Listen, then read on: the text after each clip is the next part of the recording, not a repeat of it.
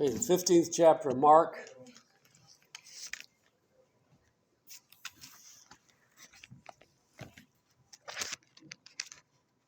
The 15th chapter is, we could call it essentially, you could call it the crucifixion of Christ. All that really is in the whole chapter is he appeared before Pontius Pilate and then is put to death. I don't know how far we'll get today. Mark doesn't change too much. It's still very brief accounting. You go to some of the other Gospels, you'll get a lot more details. Mark's a very quick moving book. He doesn't spend a lot of time. Every Gospel, even though Matthew, Mark, and Luke are very similar, they're still unique. That's why there's 4 different ones to give a different perspective. And so Mark's perspective is pretty brief, but it'd be a good book of the first 4. It'd be probably a good one to choose to give to heathen people translated in their language. It'd be easier for them to understand, a lot more brief, very concise book. So Jesus begins to be put before the Romans. He's already been mistreated by the Jews. And the Bible says in chapter 15, verse 1, and straightway in the morning, the chief priests held a consultation with the elders and scribes and the whole council, and bound Jesus and carried him away and delivered him to Pilate. So this was an all-night affair, this trial, and now it's the next day. So it's first thing in the morning. After they had condemned him, then they brought together more of the Jews. So it was a consultation. They said what we want to do, or maybe they're just informing them, but whoever wasn't there for the trial was now brought in to be informed. This council, if you look up the word council, you'll see that the Jews had what they call a council. People, heads of tribes maybe, or maybe the more wealthy, I don't know, maybe one of the more educated. It doesn't say. The book of Acts has this same council.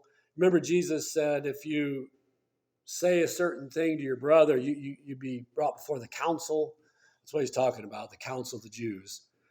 And they are all familiar with, the people would have been familiar with who that was and what that was. And so they went through the formality, and then they tied Jesus up like he was violent or going to break away, and then carried him away. So he wasn't going under his own volition. They brought him and delivered him to Pilate. Now this is fulfillment of prophecy, that he would not be stoned, but rather be crucified.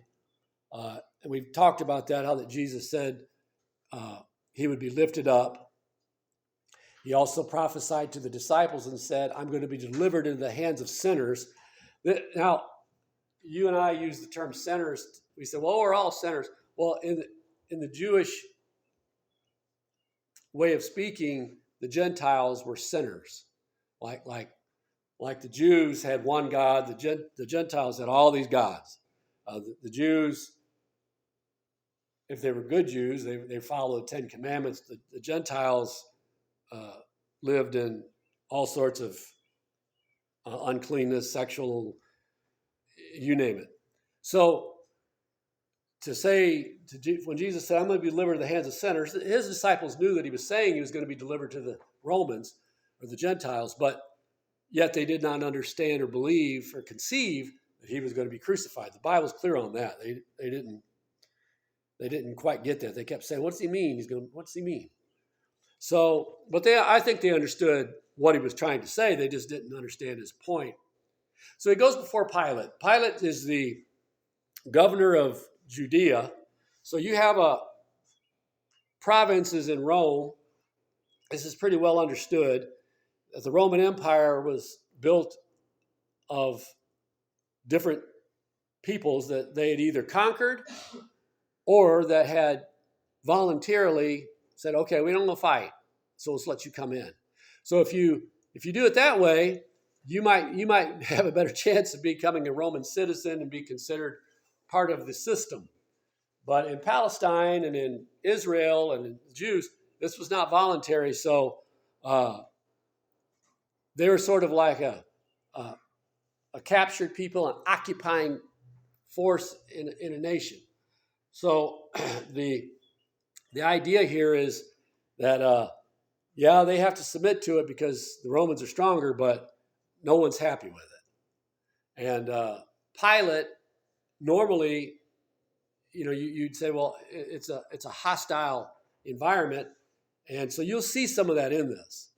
You'll see that Pilate and the leaders of the Jews, they're not exactly on the best company. Now, according to what we read here, the chief priests pretend to be Pilate's friend, or at least pretend to be dependent upon him and care what he thinks. But he knows them well. He's not a good man. Pilate's not. History says that he's a cruel man. The Bible doesn't say that here necessarily, other than what we see that he does with Jesus. But he is a man who understands human nature. You could see that in this passage. So they deliver him to Pilate. That is to say, they say, here, we've got a criminal and we want you to deal with him as governor. And we discussed last week, there's all this talk about, well, they had to do it that way because the Romans wouldn't let the Jews punish their own criminals. And I told you what I thought of that. I don't see that because I see what they did with Stephen. But anyway, and the Apostle Paul. It says, then Pilate, verse 2, asked him, art thou the king of the Jews? So that tells me that they already, the Bible doesn't say this, but they've already said, we're bringing this man here because these are the things complaints we've got against him. And then they bring Jesus in. I don't think that Pilate just saw Jesus and right away said, you know what, I'm going to ask if he's king of the Jews. I don't think that's it. It's just an opinion, but it's clear to me that they must have talked with Pilate, told Pilate what was going on. And so that's why he asked him this question, art thou the king of the Jews? And he answering said unto him, thou sayest it, which is a way of saying yes, or you said it, or it's true, you've said the truth. And the chief priest accused him of many things, but he answered nothing. So when he said and affirmed that what Pilate was saying was so, they began to shout out all kinds of things against him. They didn't like that he agreed to that. For Pilate, and verse 4, and Pilate asked him again, saying, answerest thou nothing? Behold, how many things they witnessed against thee. But remember, from his earlier trial, the witnesses never agreed. Why should Jesus, or anybody for that matter, answer accusations that have no validity? So it'd be like saying, well, we know you robbed that bank and you weren't anywhere in the vicinity. Why would you even, I mean, you could say, I didn't rob the bank, but I think you would realize, first of all, if it was one of us, we'd realize, well, there's no point because they've already decided that I did it and they're not going to let me off. So it's sort of it'd be a frustrating thing. In this case, Jesus is prophesied that he will not defend himself. And for our sakes, he did not defend himself. Remember what he says. Jesus doesn't say it here in Mark, but it's just it's pertinent to this. If he defends himself, could he have defended himself? Like if you say, well, I've got a gun on my side, so you could defend yourself, but you never use it. It's just there. Jesus had a gun on his side. He said, don't you know, if I wanted to, I could call for 72,000 angels right now. They would come and you wouldn't be able to do this to me. You think the angels would come down and say, no, no? I don't think so. He's implying, if I want to, I can wipe you all out. And I'll be free, and I'll reign, and I'll come down, and I'll stamp this earth down and tread it underfoot in the winepress of my wrath. He could do it. Well, he didn't do it. So he had a way out. So this question of why aren't you defending yourself is not because he could not defend himself. It's because he would not. And that was for our sakes. And so Pilate doesn't know that. So Pilate says, well, I can't believe you're not saying anything. Don't you hear what they're saying? And Jesus yet answered nothing, so that Pilate marveled. So he was shocked.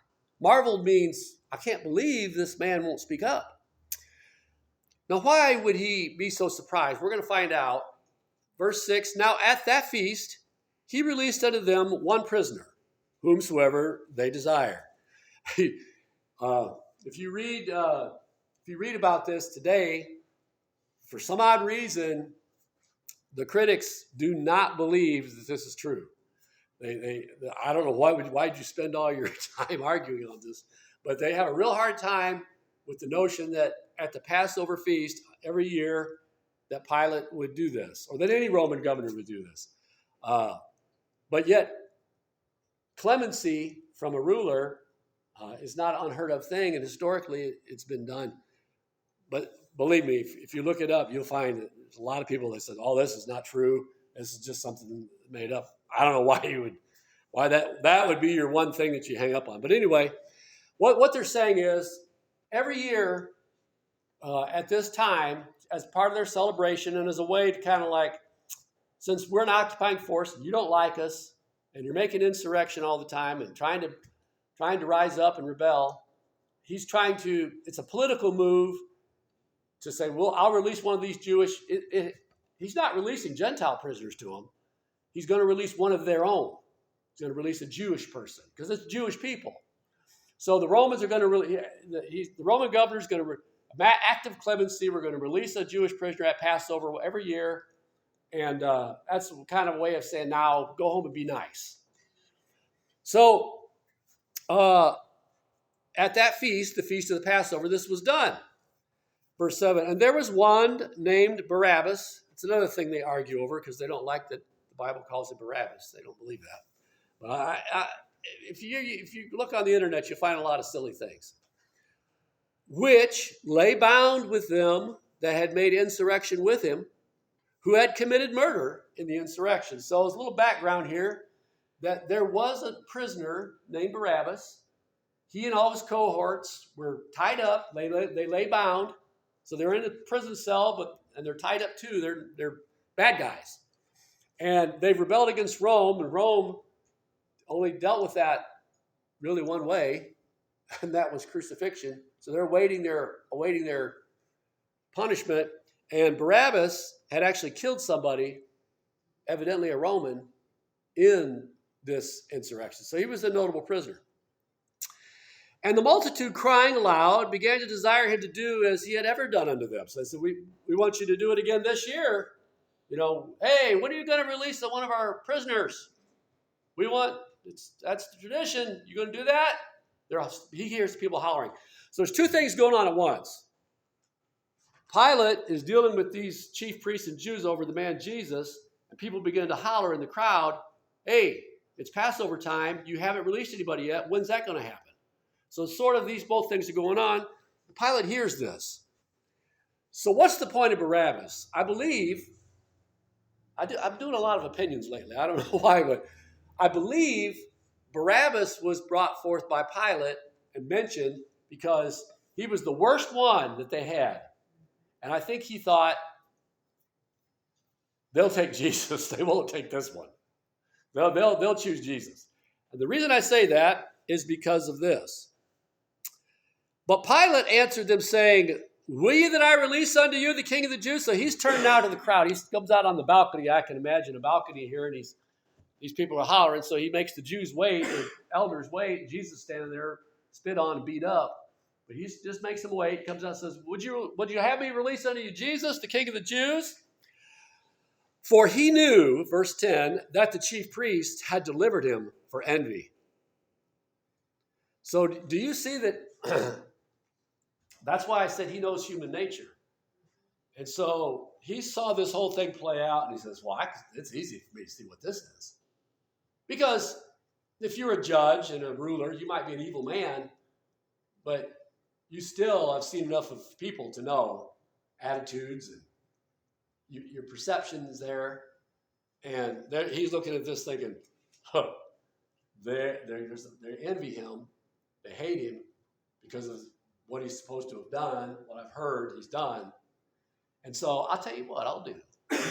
Just to tweak their noses a little bit, I'm going to see if I can't get Jesus released by these people and get him to mention. So I'll bring the worst prisoner I can think of and offer them or this man, and surely they'll pick Jesus, and that'll really drive them crazy.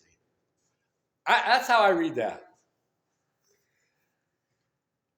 But the chief priests moved the people that he should rather release Barabbas unto them. So I told you this before. Mark moves fast. So we can't see the time. But in order for all this to take place, it would have took time. So it's not like Pilate said, will you that I release you to the king of the Jews? And the chief priests ran all the way down to the crowd and got everybody convinced, and then ran all the way back. It would have took time. So this would have been transpiring over the morning. Jesus is crucified at the third hour, so 9 o'clock. So there's time from first thing in the morning till 9 o'clock. That time has to pass with bringing Jesus all the way to the palace, talking to Pilate, talking to the people. The Pharisees, the elders would have had to say, you go down there and you walk in amongst those people and you tell them this and that. All this would take time. Jesus standing there the whole time, waiting. And we know that Pilate's wife comes, she sends word to him. And all these things take place. So this is, this reads fast, but it would have took time. And they may have even had people down in the crowd already. I don't know. But they couldn't have called on their cell phones and said, hey, tell them people to holler for Barabbas. It wouldn't work that way. So this would have took time. But anyway, they had said, you holler for Barabbas, have him released. We know what we want to do with Jesus. And Pilate answered and said again unto them. So he's gone to the podium or to the balcony and said, would you have me release Jesus unto you? And then the chief priests did their thing. And Pilate answered and said again unto them, what will ye then that I do unto him who you call the king of the Jews? So they started to shout Barabbas. And Pilate stands there. I heard of Barabbas. There's another one. There's another one. There's more. Okay. Well then, what'll I do on the one you call king of the Jews? And they cried out again, crucify him. So this has become a mob of people. This people have listened to the elders. They've already asked for Barabbas. They've decided. You can't tell me there was nobody in this crowd that had ever watched Jesus work. I can't hardly believe that this crowd of people didn't know know him by reputation, at least, if not by actually watching him work. But yet they cry, crucify. Oh, I would never do that. Folks, we don't know our own hearts. And if you and I can fall to little tiny temptations like we do, don't think you're going to be able to. But I'll overcome the big one. Let's be more honest and say, God's going to have to help me overcome. He's going to have to give me something that I don't have within myself. He's going to have to, the Holy Spirit's going to have to see me through. Or I'm not going to be able to cut it. Because people can be swayed like this, and we all know it down deep inside. Then Pilate said unto them, why? What evil hath he done? So he didn't think that was very, that doesn't make any sense. And they cried out the more exceedingly.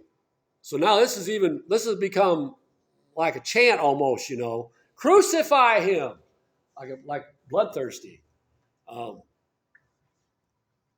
I hesitate to give examples here. I don't want to get off onto stuff like that, but we've all seen this. kind of people just act totally stupid. And so Pilate, now this is pretty cold-blooded, but it's Bible. And so Pilate, willing to content the people, released Barabbas unto them and delivered Jesus, when he had scourged him, to be crucified. That's so short and so curt, but that is the plain truth. He didn't want to deal with the discontent. If he says, I'm not going to do it, maybe a riot breaks out, maybe they have to send soldiers down, and he was willing to content the people. In other words, if you kill him and crucify him, we'll be happy. We'll be content. That can actually make a person content. That's what it says. And it says, without much ceremony, turn Barabbas loose, delivered Jesus to be crucified. But before we do that, go in there and torture him real good. So what is this scourging? Well, scourging was they took him to the whipping post, basically. I'm just going to stop briefly and say, for you Bible scholars, they did not necessarily give him 39 stripes minus one. I've heard that said. Look, that's Jewish. Jewish custom and under Moses was 39 stripes, save one. And the save one was, well, we're only allowed 40. We want to make sure we don't give them more than 40, so we'll stop at 39. The Romans had no such custom. He wasn't being whipped by the Jews, folks. He's being whipped by the Romans. I don't know where they started, and I don't know where they stopped. But don't mix those two up. I've heard that said, well, they gave him 39 stripes, save one. No, they didn't. Maybe they did, but it wasn't. We don't know that. What we do know is the Romans had a hold of him now. And so this scourging is sort of your pre-crucifying. We're going to scourge him. You didn't have to scourge him, but that's what they did. So it weakens them. A lot of people died at the whipping post. They don't want him on the cross forever, so we'll give him a good beating first, and then we'll hang him on the cross. This is an innocent man. Pilate knows he's an innocent man. But we don't want to. I'm being a little bit flippant, but that's because that's how it reads. He wanted the people to be content. Well, take him out and scourge him. Now, he didn't. It says when he had scourged him. Well, he didn't personally scourge him. It's saying, in other words, he had ordered him to be scourged, and then we'll have him crucified. And the soldiers led him away into the hall. So he's already been scourged. So he's been mistreated by the Pharisees, slapped around, spit on. He's been scourged. There's not much left. And the soldiers led him away into the hall called Praetorium, and they called together the whole band. Everybody come gather around. Let's have some fun. And they clothed him with purple. That means they took his clothes from him and put a purple robe on him. And they platted a crown of thorns. So this took some time. They took thorns and they weaved it into a circle, made a crown out of it, and put it about his head, and began to salute him. Hail, King of the Jews. This wasn't serious. This was a joke. And they smote him on the head with a reed. So it's like a stick. They're hitting him in the head with a stick. Like his reed, that was his scepter, right? So they'd give it to him and try to get him to hold on to it, and they'd drop it. They pick it up and hit him in the head with it and give it back to him. And did spit on him, and bowing their knees, worshipped him. That wasn't worship. That's like sarcastic worship. And when they had mocked him, they took off the purple robe from him and put his own clothes on him. So they give him back his clothes and led him out to crucify him. They're not done yet. Any man would have at this point been on the edge of death. Maybe even begging for death. So Jesus is not imbued with superhuman powers or something like that. He's not Superman with bullets bounce off. This is, I I don't want to get gross or anything, but this is bad. He looks bad. He feels bad. He's not going to make it. And they compel one Simon, a Cyrenian, who passed by. He's just a bystander coming out of the country, the father of Alexander Rufus, to bear his cross. This is just a thing that's mentioned. It's the truth, but it's an odd thing to bring up. You might ask, but then again, since it was so much a part of the story, that's why it's there. So who's Simon and a Cyrenian? So what it is at the Passover, you're Jewish. It doesn't matter where you live. You're going to try to make that journey if you can, because it's a celebration. This is a good thing in the Jews' minds to go to Jerusalem for the Passover. So that's why he's there. He's passing by the way. He's not even part of this. He might have just lingered long enough to watch what was happening. And in the midst, he got caught up in it, got grabbed. And the Romans said, here, you grab this. He can't do it. You do it. And it actually tells us who his father, he's the father of two men, mentions their names. In other words, the details are there to say, if you want to go ask Simon, you could. Simon was available. This is who he was. And you could go ask him, and he could say, yeah, I carried that man's cross that day. There's nothing in this chapter that says to us or to anyone at the time understood that his death was any more than just unfortunate. Do you see that? There's nothing in this passage that says, but he did all this because he was dying for the sins of the world. That's not in this passage. Chapter 15 doesn't talk about that. So this is just, in Simon's mind, it could well have been that he just looked at it and said, what a waste. Another Jew that they've killed. He's probably seen this before or knew of it. Jesus had talked about what he was doing and going to do before he did it. And the other writers give a little bit more. But here in Mark, you couldn't tell. You wouldn't know. Even in a small city the size of ancient Jerusalem, if you look at a map, and I looked at map after map after map, and they all agree substantially that it's not a very big place. And even in a small place like that, he may have no idea who this man is because he just came visiting in town. You may have heard of him, but he was compelled or forced by the Roman soldiers, you take his cross. They ain't going to carry it. And they bring him unto the place Golgotha, which is being interpreted the place of a skull. Now, the scriptures are clear that this was outside the city. There's all sorts of places you can go to and know this. It's not outside the city like considered not Jerusalem. It's considered Jerusalem, but in other words, it's outside of the walls. But it's still, he died in the city of Jerusalem, so to speak. Now, Jesus said it's not possible that a prophet should perish outside of Jerusalem because they always killed him there. I don't know that they meant to. It just, that's the way it worked out. And Jesus said, I've got to go to Jerusalem. They said, well, okay, when you get there. He said, well, it's not possible that they could kill a prophet outside of Jerusalem. But yet, he's not saying that he'll die inside the walls. He's just saying, I'll be killed at Jerusalem. And that's where he was killed. But it was outside the walls. So, in other words, we'll do this where we don't have to look at it.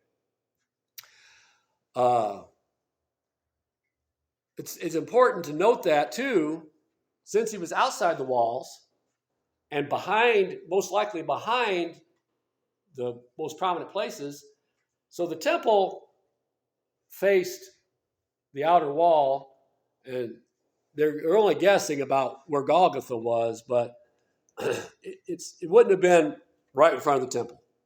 Why does that matter? Well, I keep looking at that clock, and I got one right here. We're going to have to wind this up. We're not going to make it because it's about time, but we'll stop there at verse 22 that they take him to Golgotha. But the reason I mention that is about when it talks about the veil of the temple. And there's my point was going to be that there's no way that they could have known that the veil was rent. And but we're stopped there at verse 22 because no doubt they'll be coming in for church just directly. Brother Harlan will get you. Can you dismiss us from Sunday school?